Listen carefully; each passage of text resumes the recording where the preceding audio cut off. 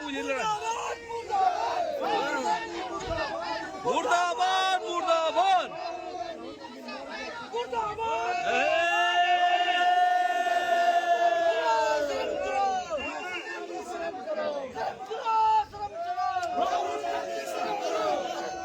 माता की भारत माता की राहुल गांधी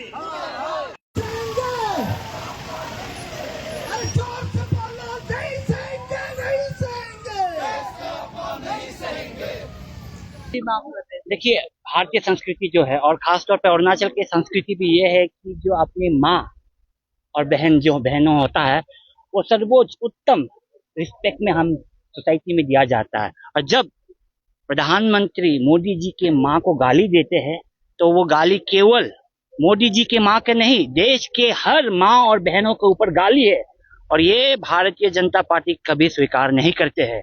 इसलिए ये हम आज ये रैली उठाया है इसी विषय में। देखिए, कांग्रेस पार्टी के पास और कोई मुद्दा नहीं है और कोई विषय नहीं है, जनता के लिए एक कोई लक्ष्य नहीं है, एक विजन नहीं है, तो वो झूठ और फरेब से भ्रम से अपनी दुकान चलाने के लिए कोशिश कर रहा है। आपने देखा है कि बहुत सालों से, वर्षों से, 10, 12, 11 सालों से इस देश ने कांग्रेस के दुकान को सील कर दिया है, बंद कर दिया है, तो फिर भी वो कोशिश करते रहता है।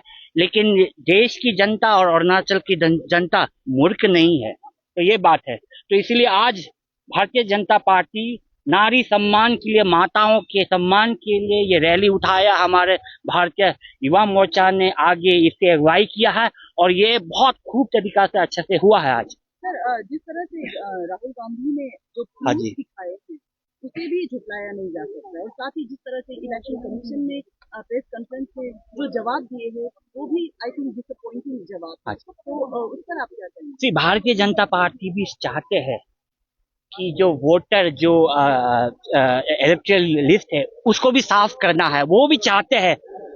This is a legacy problem from long time, so we also wanted that it should be clear. जो गलतियां है उसको सुधारना है, लेकिन ये कोई इंटेंशनल नहीं है। ये भारतीय जनता पार्टी ने फ्रॉडुलेंट वे में कुछ ये नहीं किया।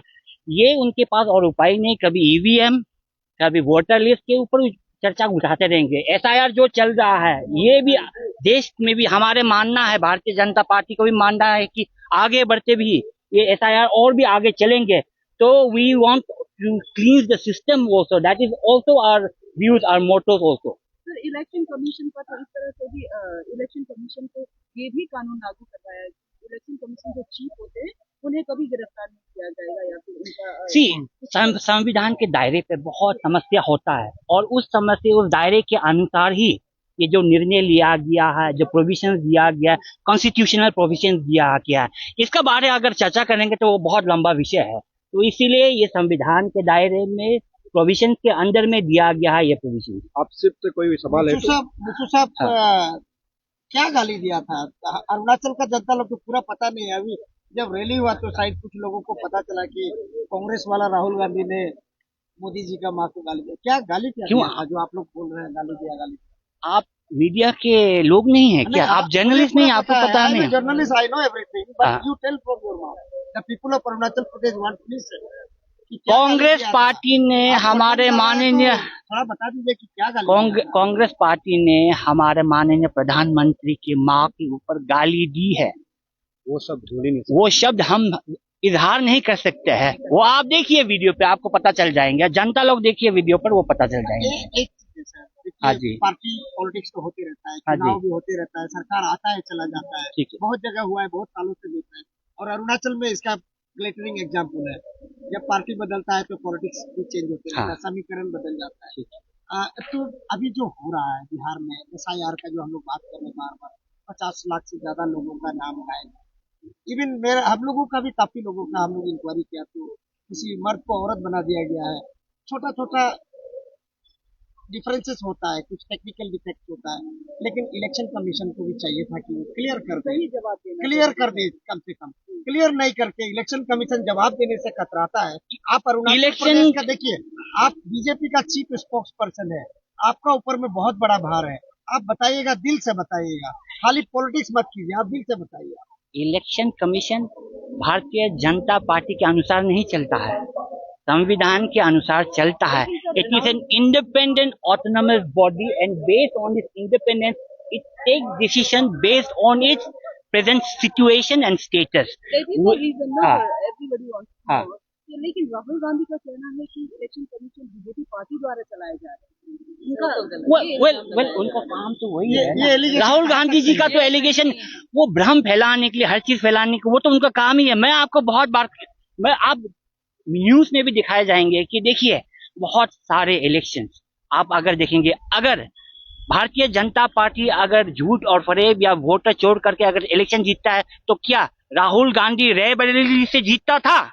अगर झूठ और फरेब से अगर हम लोग वोट इलेक्शन जीतता है तो क्या प्रियंका गांधी वायनाड से जीतता था क्या?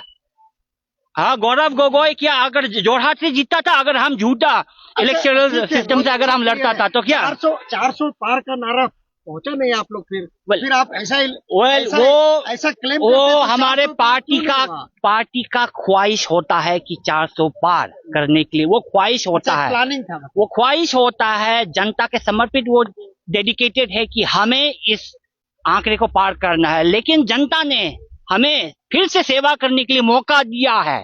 फिर भी इस बार तीसरी बार ये इतिहास में पहले बार होंगे, हमारे नेहरू के बाद, इंदिरा गांधी के बाद पहले प्रधानमंत्री होंगे कि जो 15 साल से उससे भी अधिक प्रधानमंत्री बनेंगे इस देश के लिए। और आपने देखा है कि पिछले 10-11 साल में देश का जो परिवर्तन हुआ, ट्रांसफॉर्मेशन हुआ, रिफॉर्म्स हुआ, वो कोई नकार नहीं सकते हैं। काम अच्छा चल रहा है लगता है। देखिए लोग क्या काम अच्छा हो रहा है। चल रहा नहीं है। जैसे कि इलेक्शन कमीशन के जो दावे किए जा रहे हैं पार्टी द्वारा, कांग्रेस पार्टी द्वारा, तो एक तरह से ये भी सवाल उठता है कि बीजेपी द्वारा ये बोलना चाहिए कि क्लियर हो, सही हो। तो एज ए पार्टी आप लोगों का क्या कहना है? क्योंकि we believe the election commission is an independent constitutional body, और जहाँ पे अगर हमें अपना राय देता है वो हम प्रेस के जरिए जरूरी नहीं है, वो अपने राय पर्सनल पार्टी के हिसाब में आपने भेजते भी है इलेक्शन कमीशन को। वो जरूरी नहीं कि हमें प्रेस में चिल्ला के कहना जो अपने राय होता है।